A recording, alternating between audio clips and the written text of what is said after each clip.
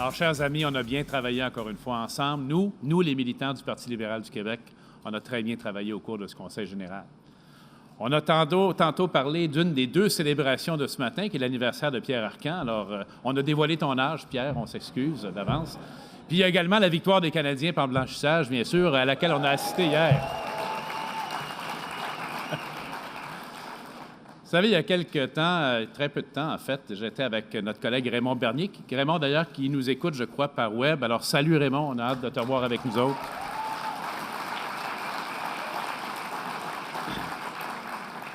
Raymond m'a amené visiter les nouveaux locaux, une nouvelle école dans son comté. Et parmi les activités qu'on avait organisées pour cette visite-là, il y avait une présence dans une classe de 6e année. Et les élèves, les enfants pouvaient poser n'importe quelle question qui leur passait par la tête, puis bien sûr, je répondais directement à leurs questions. Alors, une de ces questions, elle m'a vraiment frappé, puis je l'ai trouvée tellement bonne. Ils m'ont dit, vous, là, vous êtes premier ministre, c'est quoi votre rêve? C'est une très, très bonne question. J'ai dit, mon rêve, c'est toi, puis c'est vous. C'est les jeunes du Québec.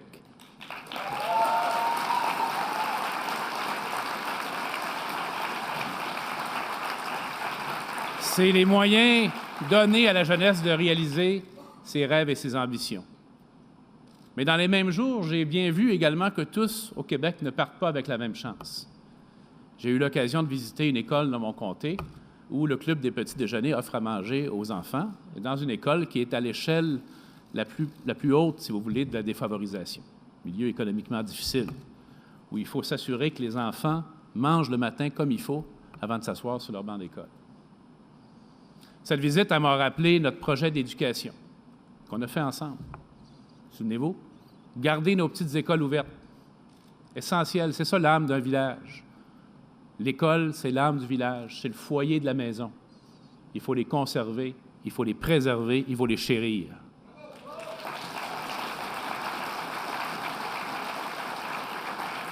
Et puis c'est là que le directeur de cette école est venu me voir et m'a dit, vous savez, cette question que vous aviez mentionnée, de donner plus d'autonomie aux écoles, ça a suscité beaucoup d'espoir. Puis nous, on espère bien que ça va se passer. Non pas qu'on n'aime pas nos commissions scolaires, on travaille très bien avec nos commissions scolaires, mais nous, dans l'école, ici, on est capable de décider comment utiliser certaines sommes pour la réussite des enfants. Bien, il dit, vous savez quoi, je l'ai vu. Sébastien a envoyé des sommes directement du ministère dans les écoles. Puis cette école-là a reçu de l'argent directement pour s'occuper de la réussite des enfants. C'est ça l'action de notre parti et de notre gouvernement. Et laissez-moi vous dire que pour ces enfants, pour ces parents, pour ces enseignants, pour ce directeur, ça fait toute une différence. Quand je me suis présenté devant vous il y a déjà 4 ans, le temps passe vite, hein? J'avais un objectif que j'avais mentionné, que je vais répéter, c'est donner à nos jeunes, tous nos jeunes, les moyens de bâtir un Québec pour le 21e siècle, puis de le faire de façon ambitieuse pour qu'ils réalisent leurs rêves. Ma génération a eu beaucoup de chance. On avait l'âge des jeunes à l'époque où tout était possible. Je me souviens très bien de nos grands projets. L'Expo 67. Mon père m'amenait voir la construction de l'Expo 67, puis la construction d'une île artificielle dans le Saint-Laurent qui est devenue l'île Notre-Dame. En passant, pensez-vous qu'on pourrait encore faire une île artificielle dans le Saint-Laurent aujourd'hui? Pas certain. L'Expo 67, donc le réseau de l'Université du Québec, le métro. Je me souviens du premier wagon de métro que j'ai vu de ma vie. C'était quelques jours après l'inauguration à Station Laurier à Montréal. C'était tellement beau. Il est encore beau, notre métro, d'ailleurs. Puis on va le compléter avec un des plus grands projets de transport en commun de la planète, le réseau électrique métropolitain. Les Jeux olympiques. Les Jeux olympiques. Pour nous, au Québec, le 20e siècle, également, c'est notre drapeau. C'est le français langue officielle. C'est le droit de vote des femmes. Tardif au Québec, mais on l'a eu. C'est la Révolution tranquille. C'est la Charte des droits et libertés de la personne. Ça nous donnait beaucoup de fierté. On en parlait beaucoup. Un sentiment d'appartenance. Puis moi, je voudrais que les jeunes d'aujourd'hui aient le même sentiment, le même droit au rêve que nous, on a eu dans notre génération. Et c'est pour ça qu'on prend les décisions qu'on prend. Parce que les jeunes d'aujourd'hui, bien sûr, je les écoute, je leur parle avec notre commission jeunesse, mais également à l'extérieur du parti. C'est clair qu'ils sont dans un siècle complètement transformé. Les jeunes regardent le monde. Le monde, c'est leur jardin, c'est leur maison. Ils parlent de climat, ils parlent d'équité, ils parlent de l'unité entre le Nord et le Sud sur la planète, puis à plus petite échelle entre les villes et les régions. Et au cours de la campagne qui a suivi, après qu'on a commencé à bâtir ensemble notre projet, il y a des témoignages et des rencontres qui m'ont beaucoup marqué. Je dirais qu'ils m'ont transformé comme personne pendant même la campagne électorale. Je me souviens très bien de Nancy Clark aux Îles-de-la-Madeleine. Nancy Clark, dont j'ai des souvenirs, un objet d'artisanat de sa mère dans mon bureau. Elle a fait un discours absolument extraordinaire quand j'étais allé aux îles pendant la campagne. Très simple. Hein? Elle disait, M. Couillard, dites-moi, là, moi je suis jeune, est-ce qu'il y a un avenir pour moi aux îles? Ma mère fait de l'artisanat, est-ce qu'il y a de l'avenir pour ça? Est-ce que mon conjoint va avoir un emploi? Est-ce que je peux élever une famille aux Îles-de-la-Madeleine? Je l'écoutais, puis je me dis, c'est pour ça que tu es là. C'est pour ça qu'on travaille ensemble. C'est pour ça qu'on est unis pour des affaires de même. Et c'est ça qu'on va réussir ensemble, croyez-moi. Ensuite, Centre du Québec et la Beauce. Puis déjà, on parlait de ça, puis vous avez entendu François Blais hier, comme c'est devenu marquant. Centre du Québec et Beauce, ils m'ont dit à l'époque, M. Couillard, on n'a pas de problème d'emploi. On a des problèmes d'employés. On manque de main-d'œuvre pour nos usines. C'est un gros problème, c'est un gros défi. À Repentigny, c'est un entrepreneur qui m'interpelle et qui me dit, M. Couillard, expliquez-moi comment ça se fait que j'offre une augmentation à un employé puis qu'il la refuse parce que ça va lui donner moins d'argent dans ses poches. Souvenez-vous, on en avait parlé beaucoup dans la campagne de ça. Puis c'était vrai. Tu reçois plus d'argent, puis tu en enlèves de l'autre bord. Tu en as moins dans tes poches. Ça n'a pas de sens pour développer une société. C'est pour ça que Carlos a mis en place le bouclier fiscal qui permet de faire en sorte que quand tu reçois plus d'argent, tu en gardes plus dans tes poches aussi, puis tu as le goût d'aller encore plus loin dans la vie. Et puis les parents, j'en ai parlé tellement souvent, même au débat des chefs, les parents qui, les deux travaillant, arrivent après avoir pris les petits à la garderie, puis s'installent pour souper, les devoirs, puis là, il y a un petit qui fait de la fièvre puis qui a mal à l'oreille. Ça ne prend pas 10 ans de médecine de savoir c'est quoi le problème, hein? Je pense qu'on s'entend là-dessus. Mais où est-ce qu'on va avec le petit? Est-ce qu'on va s'asseoir à la salle d'urgence parce qu'il n'y a pas d'autre solution? Puis avec tous les grands malades qu'il y a à l'hôpital, on sait qu'on en a pour des heures et des heures et des heures. Ou est-ce qu'on ne devrait pas plutôt avoir des cliniques où on peut avoir toutes les réponses tout de suite sans avoir besoin d'aller à l'hôpital? Alors, c'est ça qu'on a mis au point ensemble. C'est ça qu'on est en train de réaliser ensemble. Puis à cette époque-là, merci. Oui, merci à tout le monde. C'est votre réalisation. C'est votre réalisation. Alors, vous m'avez fait confiance à l'époque, puis c'est un immense privilège pour moi. Et on a pu bâtir ce projet commun, ensemble, à toutes et à tous, en 2014. Ce qui nous a amené à prendre nos responsabilités à l'arrivée au gouvernement. D'abord, à mettre notre maison en ordre. C'est une belle expression de Carlos. La maison n'était pas en ordre. Si on continuait la trajectoire qui nous amenait vers un budget, un déficit de 7 milliards de dollars, c'était une catastrophe pour le Québec, dont cette génération et la prochaine auraient eu de la difficulté à se sortir. Il fallait agir. On l'a fait. Pas facile. Évidemment, vous remarquez, les gens disent, bien, ouais, dans le fond, on était d'accord avec l'équilibre budgétaire, mais pas comme ça. Ah oui, comment? Explique-moi. Et là, il n'y a pas de réponse, bien sûr. Et on a réussi à le faire sans diminuer les budgets des ministères, puis en préservant la croissance économique et l'emploi. Donc, 2 budgets équilibrés, pas pour équilibrer des chiffres, pour avoir des belles feuilles de chiffres d'un côté ou de l'autre qui sont égales, pour donner un sens à ces chiffres-là, pour nos travailleurs, nos familles, nos entrepreneurs, pour la métropole, la capitale, les régions, et que ce soit concret, comme disait M. Carter hier, concret pour le monde. Par exemple, je pourrais me borner à vous dire qu'en éducation, l'équilibre budgétaire nous permet de remettre 1,3 milliard au cours des prochaines années. Mais 1,3 milliard, c'est quoi? Ça veut dire quoi? C'est pour qui? Ça sert à quoi? Ça veut dire 800 professeurs, éducateurs, psychoéducateurs pour les élèves, notamment les élèves en difficulté, pour les services aux élèves. Ça veut dire 100 nouvelles classes de maternelle 4 ans dans les milieux défavorisés, 2 ici à Laval. 100 nouvelles classes de francisation pour les immigrants, dont nos réfugiés syriens. C'est ça que ça veut dire, cette marge de manœuvre. C'est à ça que ça servait, l'équilibre budgétaire.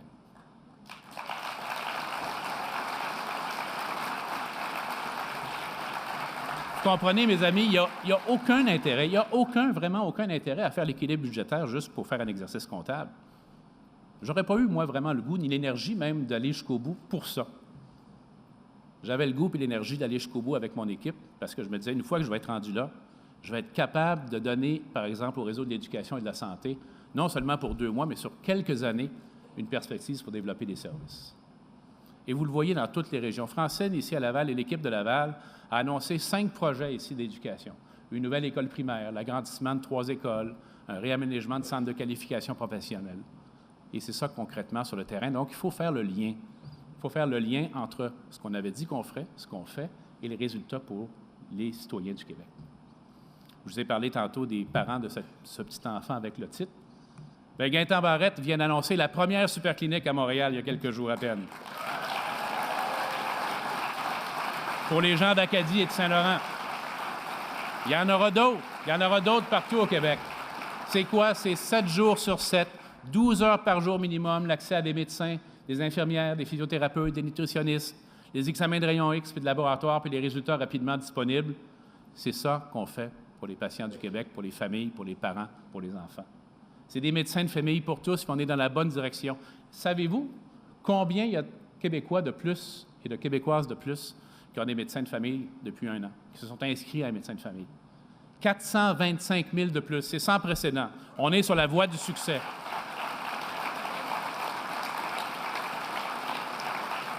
C'est aussi, puis on l'a dit.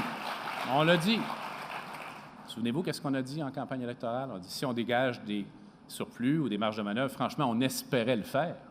On y est arrivé, mais on espérait à l'époque qu'il y aurait des marges de manœuvre. On a dit, ça va être la moitié pour la dette, la moitié pour la baisse d'impôts. Et on ne change pas d'idée. Mais avant ça, il faut rétablir le financement de nos réseaux de services publics. Alors, 3,5 % en éducation, on y est arrivé. On va le garder. On va leur donner une perspective sur quelques années. Et le prochain objectif, c'est la santé. 4 % en santé, on avait dit. Et on veut arriver à notre objectif. On a besoin pour ça de transferts fédéraux augmentés. Puis on va continuer à faire cette bataille pour les patients du Québec. Et en santé, on avait dit aux Québécois, qu'est-ce qu'on va faire en santé? Alors, les cliniques, on vient d'en parler, l'accès aux échographies, aux ultrasons, avec juste la carte soleil, à l'extérieur de l'hôpital, et nos aînés et les personnes qui ont des problèmes de santé mentale. Alors, Marie Montpetit a fait un boulot extraordinaire. Oui, Marie, elle peut m'envoyer la main si elle n'est pas loin. Elle a fait le tour du Québec pour voir comment ça se passe dans nos CHSLD. Et puis, comment ça se passe? Particulièrement les bonnes choses qui se passent dans nos CHSLD, puis les choses dont les autres pourraient s'inspirer également, puis qui vont nous amener à savoir quoi faire comme il faut avec les nouvelles sommes disponibles pour avoir de véritables résultats pour nos aînés. D'ailleurs, il y aura un grand forum sur la question vendredi prochain. Gaétan et Marie vont être là, puis il y aura des annonces autour de ça. Ces marges de manœuvre dont Carla vous a parlé ce matin, elles vont être là pour les soins, la dignité de nos aînés dans les CHSLD, parce qu'on a réussi ensemble à tenir le vent et garder le cap sur l'équilibre budgétaire. C'est ça que ça veut dire également.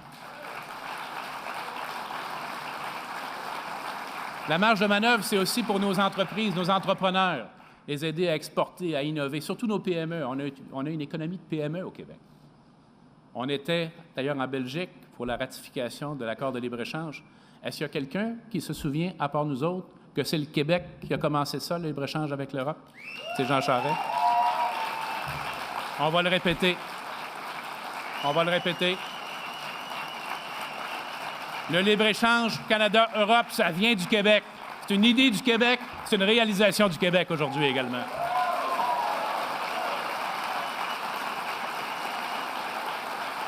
Et puis c'est des jobs pour tout le monde, dans toutes les régions du Québec.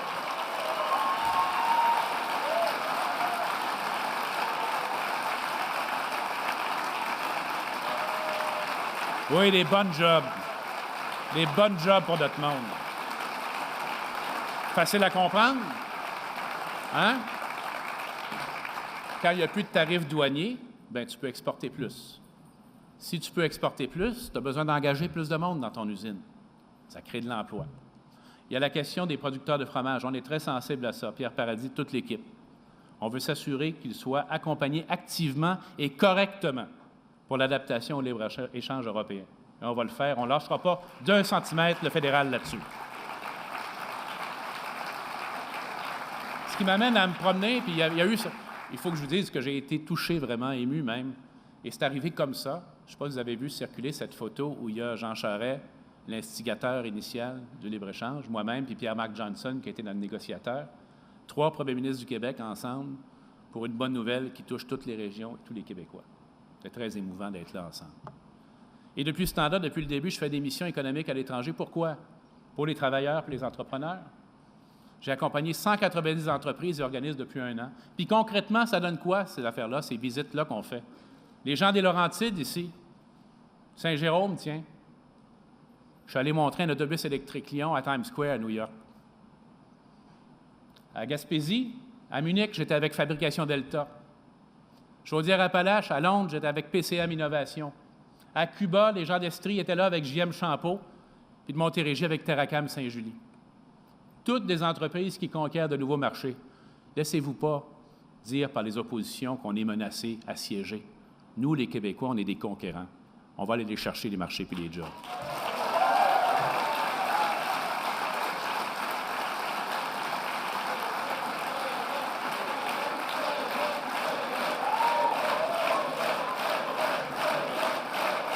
Moi, j'ai confiance. On a confiance. On a de l'espoir pour le Québec.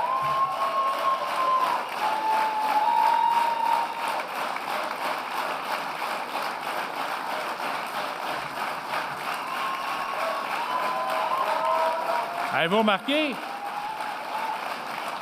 On partage l'espoir, mes amis. C'est ça notre message aujourd'hui, c'est l'espoir partagé.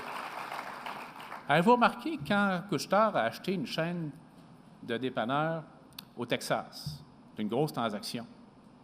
Est-ce qu'il y a quelqu'un au Texas qui a attaqué le gouverneur du Texas parce qu'il venait de perdre un joyau pour les Québécois? Alors, une économie ouverte, ça veut dire ça. Puis encore une fois, ça veut dire pour nous beaucoup plus de conquête que de défense. Et c'est ça qu'il faut répéter toujours entre nous. Puis ce qui prouve qu'on est dans la bonne direction, c'est qu'aujourd'hui, il y a des entreprises qui choisissent le Québec. Mais pourquoi vous pensez qu'aujourd'hui, il y a tant d'entreprises qui choisissent le Québec? Je dirais 2 éléments.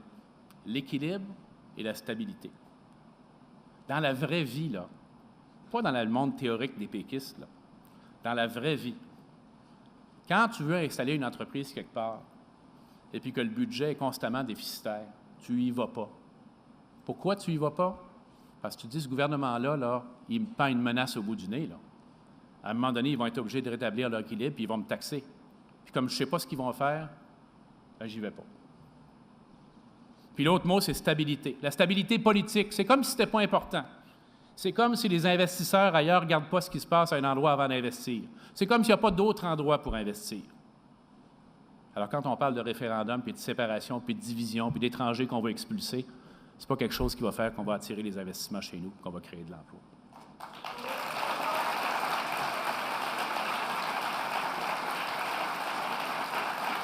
Alors, les entreprises choisissent le Québec. Nous choisissent, nous, les Québécois. Bridgestone à Joliette. Il y avait beaucoup d'entreprises de cette entreprise globale qui étaient en compétition pour faire ce projet d'investissement. Ils ont choisi Joliette. Tata Steel, c'est à Côte-Nord. Sonaca à Mirabel. Raufoss à Boisbriand. Amazon Electronic à Montréal. T'as un mot sur Amazon. C'est Amazon, pas les livres, là, c'est Amazon Web Services. C'est tout le service nuage, d'info nuagique d'Amazon. Ils ont choisi le Québec. Pourquoi ils ont choisi le Québec? Pour tous les éléments et les raisons que je viens de vous mentionner, mais également parce que nous autres, on a de l'hydroélectricité faible en carbone. C'est pour ça qu'ils sont venus chez nous.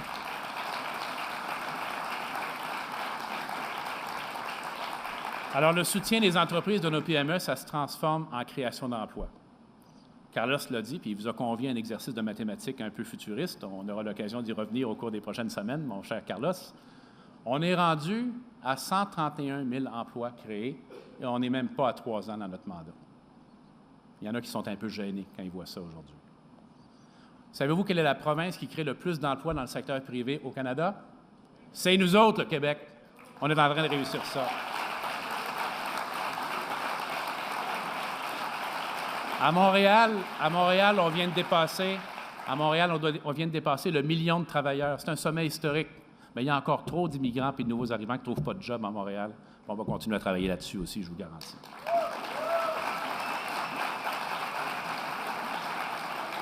Pour la première fois en 5 ans, le taux de chômage au Québec est plus bas que la moyenne canadienne. Dans 12 régions, il a diminué. Et toutes nos stratégies partout créent de l'emploi.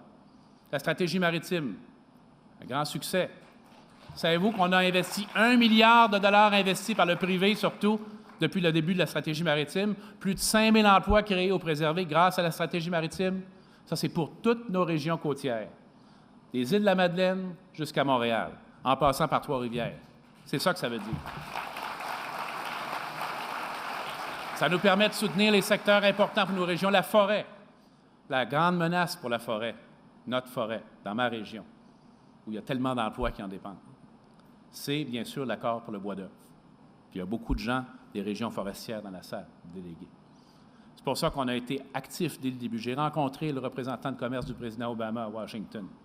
On vient de nommer Raymond Chrétien pour être certain que le point de vue du Québec va être à la table, que notre régime forestier qu'on a créé ici va être bien représenté, qu'on est capable de dire aux Américains, on ne subventionne pas notre industrie forestière. Non.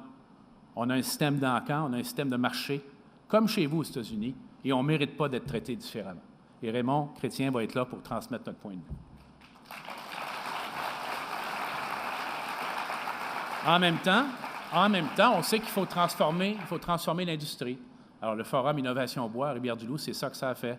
L'annonce de 488 millions de la sylviculture, parce qu'il faut que notre monde travaille dans le bois, puis également un fonds pour moderniser nos scieries avec les nouvelles technologies, les nouveaux produits.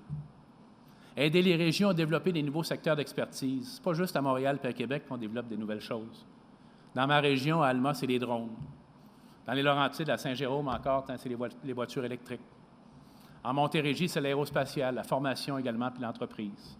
Dans le Bas-Saint-Laurent, c'est les biotechnologies marines. On fait des médicaments avec les produits marins. Et on a tout ce qu'il faut au Québec pour en profiter. Sur le plan nord, il y a des impacts qu'on voit maintenant, notamment pour nos amis de la Côte-Nord. Souvenez-vous, il y a quelques mois, en fait presque 2 ans, le gouvernement du Québec a acquis une partie du quai de Sept-Îles. Ça s'appelle Pointe-Noire. Parce qu'il y avait de la chicane dans les entreprises, puis tout était bloqué pour amener le minerai dans le port de Sept-Îles. Depuis qu'on a acquis ça, les entreprises viennent nous voir. OK, on a le goût de partir un projet sur la Côte-Nord parce qu'on est rassuré pour l'accès au quai, puis on sait que nos coûts vont diminuer. C'est le genre de choses qu'on a fait.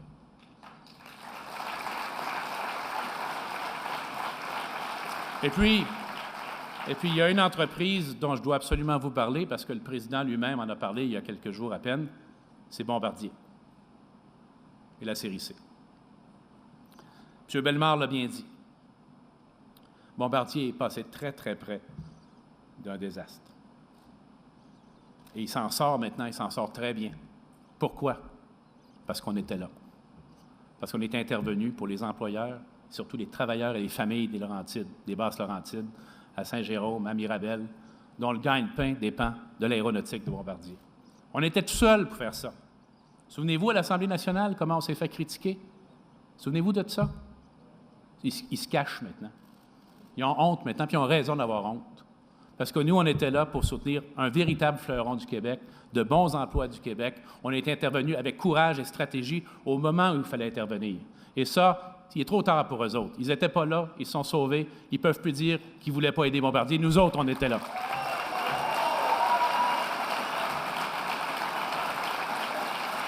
On était là, puis on va rester là.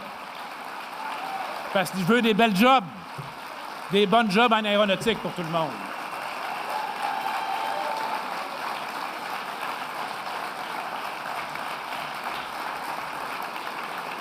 Alors, chers amis, on peut-tu se rappeler un slogan important? Parce que qu'est-ce que je viens de vous dire? On s'occupe des vraies affaires ensemble ici aujourd'hui. On fait l'équilibre budgétaire pour l'éducation, la santé, l'économie. Puis ça veut dire quoi? Quelque chose de très simple.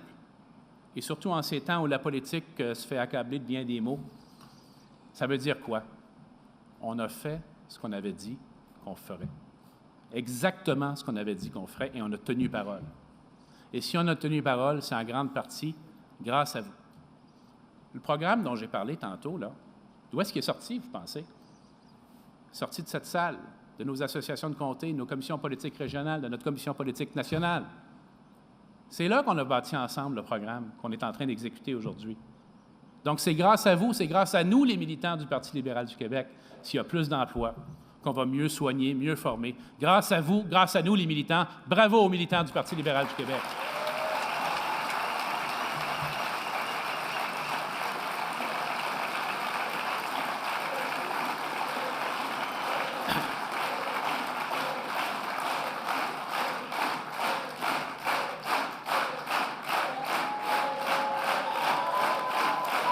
Oui. Espoir pour le Québec, optimisme pour le Québec.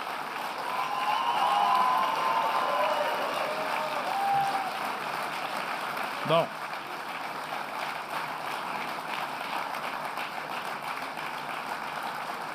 Il faut que je vous parle un peu de nos adversaires. Juste un petit peu. On commence par le Parti québécois. Je change de chef souvent. Je suis rendu à mon 5e. Et puis les chefs changent toujours d'idée. On l'a vu encore, là. Ce matin, avez-vous vu? C'est comme le bruit du camion qui recule, là. On entend ça, là. Parce que M. Lisée, il y a quelque temps, disait, bien, quelqu'un, là, qui ne passe pas notre test, il ne pourra pas voter, même s'il a la citoyenneté canadienne. Il a dit ça. Il a vraiment dit ça. C'est scandaleux de dire quelque chose comme ça. Puis là, aujourd'hui, il recule. Ah, finalement, on m'a dit que c'était peut-être pas la meilleure chose à faire. Regardons ça. Alors, M. Lisée puis le PQ, c'est la tactique du jour. C'est pas le menu du jour, c'est la tactique du jour. Et puis, ce que je lui reproche vraiment, c'est le principe qu'on connaît, malheureusement, la fin justifie les moyens. Et ça, en politique, c'est très mauvais. C'est très, très mauvais pour une société. Tu répètes quelque chose qui n'a aucun sens, c'est pas grave, tu le dis, parce que tu en as besoin aujourd'hui pour ta petite victoire d'aujourd'hui. Par exemple, dans une course au leadership. Dès que c'est fini, on n'en parle plus, comme si on ne l'avait jamais dit. Alors, quand quelqu'un se comporte de cette façon, que la fin justifie les moyens, c'est son principe fondamental, on ne peut pas lui faire confiance. Non, mes amis, on ne peut pas lui faire confiance. Et puis, on nous dit, ouais, l'indépendance, oubliez donc ça, là, on n'en parle pas. C'est notre article 1, mais on n'en parle pas. Alors, les adversaires du PQ, soi-disant, on ne pourra pas parler de séparation de référendum. On y voit très clair. On y voit très clair. Ce qu'ils nous annoncent, mes chers amis, c'est une campagne de référendum de 6 ans. C'est ça qu'on veut pour le Québec? Moi, je ne veux pas ça. On ne laissera pas passer ça. Les Québécois ne veulent pas ça. Parce qu'on dit non et fermement non à ça. Ce n'est pas ce que les Québécois veulent. Et c'est parti depuis des décennies. Et puis ça va arrêter maintenant. Fait une sorte de propagande sournoise et constante. Constante. Pour amener les Québécois à considérer le Canada comme un autre pays. C'est comme si c'était une chose étrangère. Écoutez bien le ton, écoutez bien les mots. Non, c'est notre pays. On l'a bâti. Ça fait partie de notre ADN. Les deux, l'identité au Québec, l'identification au Québec et l'appartenance au Canada. Et vous savez, la mauvaise nouvelle pour le Parti québécois, c'est que la majorité des Québécois, y compris la majorité des Québécois francophones, pensent ça aussi, que les deux sont importants.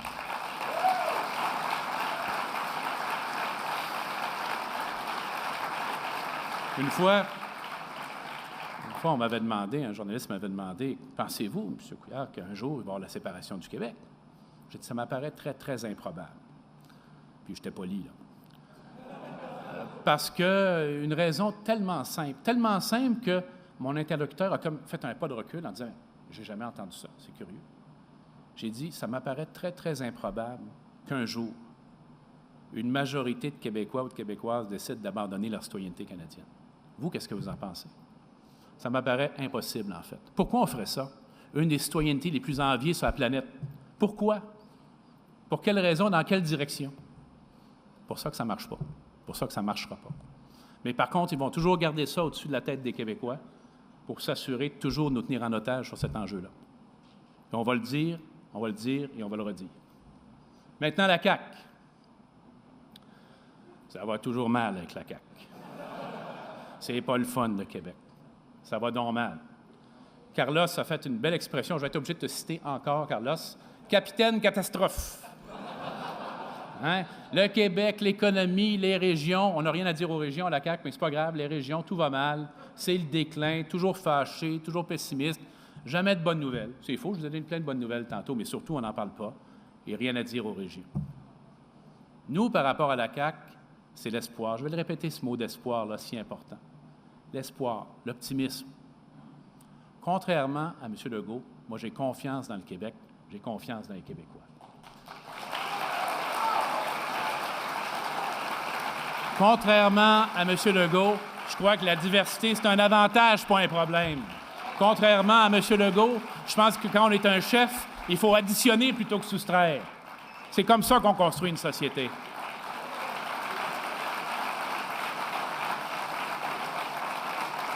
Nous, on a un fil conducteur, nos principes, nos valeurs qui sont autour de nous.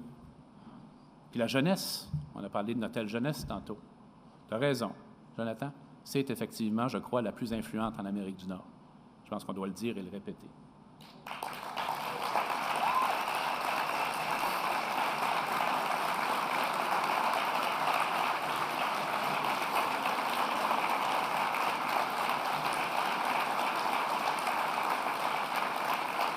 Alors, on a entendu M. Legault s'exprimer sur les jeunes il y a quelques jours. Avez-vous vu ça? Il faut les discipliner un peu, ça a l'air. Pas tout à fait assez travaillants. Alors nous autres, on veut plutôt les soutenir parce qu'on les aime, nos jeunes. Avec la stratégie jeunesse, entre autres. C'est pas des paresseux, nos jeunes, c'est des gens extraordinaires. Plein d'ouverture et d'ambition. Et on va être avec eux autres tout le temps, tout le temps, tout le temps.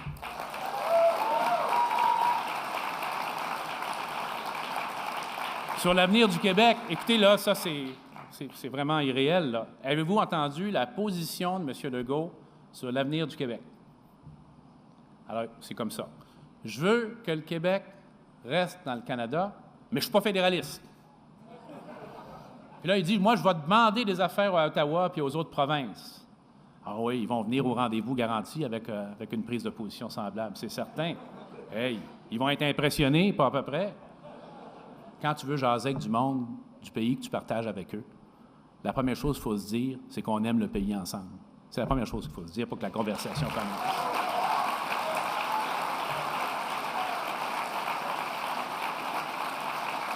Et puis, ils étaient, évidemment, M. Legault transporte ses mémoires du PQ. Et lui aussi, il veut un article 1. On va lire ça avec intérêt. Et puis, tiens, quelque chose d'intéressant, de révélateur. Parce que vous avez remarqué, il dit toujours, bien, moi, je vais demander ça, puis je vais faire ça, puis ils vont faire ça, puis je vais les convoquer, puis on va parler de ça. Puis je vais exiger ça. Puis la première question après, c'est, oui, puis si ça ne marche pas, c'est quoi vous allez faire? On ne peut pas répondre à cette question-là. D'ailleurs, il a cité, il y a quelques heures à peine, Daniel Johnson père. Souvenez-vous, qu'est-ce qu'il disait avec beaucoup de franchise, il faut le reconnaître, M. Johnson père, égalité ou indépendance. On peut ne pas être d'accord, on n'est pas d'accord, nous, avec la deuxième partie, mais au moins, il l'a dit franchement. Il n'y a pas de « ou » avec M. Legault. Il n'est pas capable de dire ce qu'il ferait. Est-ce que, par hasard, c'est parce qu'il cache l'idée de faire un autre référendum si ces affaires ne marchaient pas? Pensez-vous que ça se peut? Moi, je pense que ça se peut. Et nous, on va continuer à dire haut et fort que ce qu'on vise, c'est la prospérité du Québec dans le Canada. Parce qu'être Québécois, c'est notre façon à nous autres d'être Canadiens, puis on en est fiers.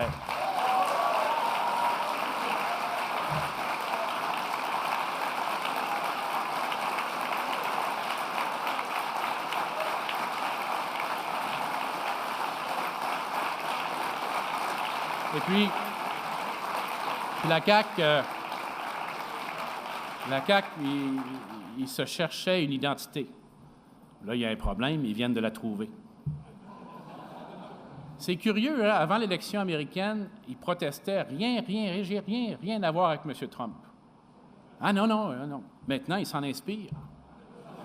C'est quelque chose. Notre fil conducteur à nous, il est clair. C'est nos valeurs, notre histoire, la confiance puis l'espoir envers le Québec. Je ne m'attendrai pas plus là-dessus au projet de l'opposition parce qu'ils vont changer encore demain. Je vais plutôt me concentrer sur ce que nous autres, on va réaliser et le travail qu'on va faire ensemble. Parce que là, M. Legault, on voit qu'il est impressionné. Ça doit être toutes ces expulsions d'étrangers qui l'inspirent. Là, il doit trouver que c'est intéressant. Mais il devrait faire attention parce que si ça continue de même, M. Trump va vouloir prendre ses distances, selon moi.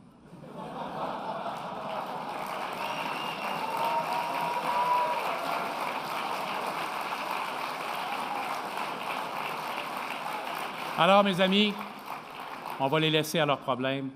Notre vision à nous, c'est une société ouverte, inclusive, accueillante, où oui, on prend soin de notre langue et de notre patrimoine. D'ailleurs, dans le projet de loi qui est devant l'Assemblée, la protection du patrimoine du Québec est bien inscrite. Et que le fait que lorsqu'on va accorder des accommodements, ce sera encadré comme il faut. Et puis quelqu'un va faire un effort réciproque. L'effort, il doit être des deux bords, ce qui est bien normal. Mais il faut absolument maintenir le message que le Québec est une société qui est inclusive et accueillante. C'est pour ça qu'une des façons dont on utilise les sommes disponibles, c'est la francisation des immigrants, qu'on veut encore plus accélérer. Sur leur intégration au travail. Kathleen Veil vient de former une politique sur l'immigration qui a été saluée partout. Partout, tout le monde l'a saluée. Et maintenant, elle va travailler avec des collègues parce que je trouve, comme je l'ai dit tantôt, qu'il faut travailler encore plus fort pour l'intégration à l'emploi. Beaucoup plus fort et on va continuer de travailler là-dessus. Now, I want to take a few moments to speak to the English-speaking community, to English-speaking Quebecers. You are with us. You share the values we love, particularly identification with Quebec. Why? Because you have such deep historical roots in Quebec, and you've played a central role in our vitality, our institutions, and our society. Can there be a better example of the value of the contribution than Leonard Cohen? Can there be another one? Or the Molson family, and so many more? So you're right to be proud, and I share your pride. I want to say that Quebec is your home. I want your families and children to thrive here. And as your Premier, I want to tell you how much I am proud of the role you play. Proud to say your future is here. Proud to say we will continue to build our house together.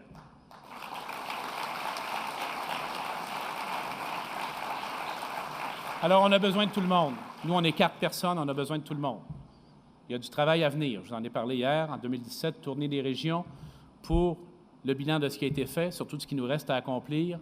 Bien sûr, des engagements qu'on doit présenter à la population, mais le militantisme. J'ai beaucoup aimé la conférence de M. Carter d'hier. Je pense que vous également, vous l'avez apprécié. Hein?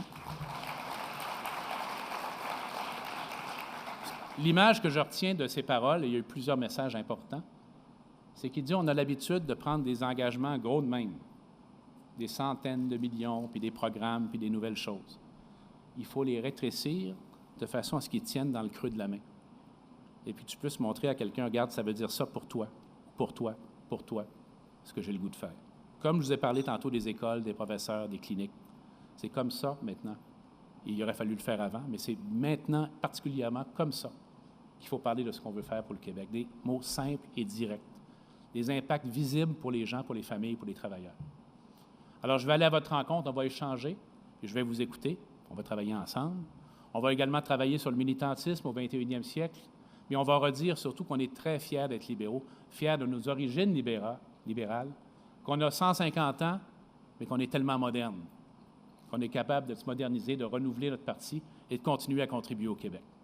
Alors, cette fin de semaine, vous avez fait un travail exceptionnel. Nous avons fait un travail exceptionnel, de nombreuses belles résolutions, dont la résolution cadre ont été adoptées, et ça correspond tout à fait à nos valeurs, les politiques sociales, le lien avec le développement économique. Il faut donc poursuivre le travail. Miser sur la créativité et l'ingéniosité des Québécois et des Québécoises. Avancer en force dans le 21e siècle plutôt que reculer puis craindre que le monde entier nous en veuille. Travailler ensemble, continuer à stimuler notre talent. Faire en sorte que le Québec demeure un leader dans un monde qui est en profond changement, mais parler de ça avec empathie. Le mot empathie, c'est un mot important. Ça veut dire que quand quelqu'un souffre, on est capable de se mettre à sa place. Que quand on parle de politique agressive envers les nouveaux venus, on est capable de réaliser ce que ça veut dire, puis les impacts que ça a pour les gens dont on parle. C'est ça l'empathie. Et on a besoin de maintenir cette attitude et cette façon de faire chez nous. J'ai le privilège de faire tout ça avec une équipe qui est dynamique et déterminée. Et là-dessus, je vais demander aux candidats de la partielle de me rejoindre sur la scène maintenant. Luc Dastou à Arthabasca. Naomi Goyette à Saint-Jérôme. Isabelle Mélençon à Verdun. Et Normand Parisien à Marie-Victorin.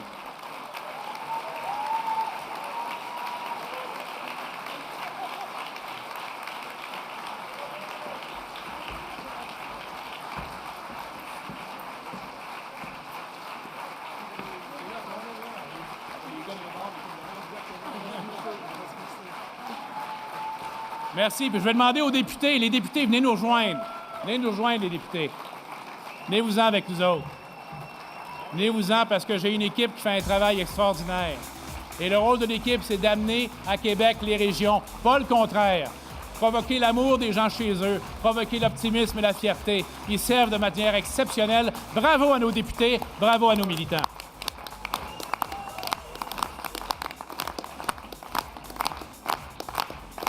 Je veux redire à quel point c'est un privilège de travailler avec vous, à quel point je vous aime, à quel point on s'en va vers un avenir extraordinaire pour le Québec.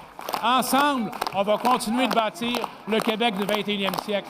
150 ans l'an prochain, 150 ans d'histoire. On est fort du travail, la détermination des militants.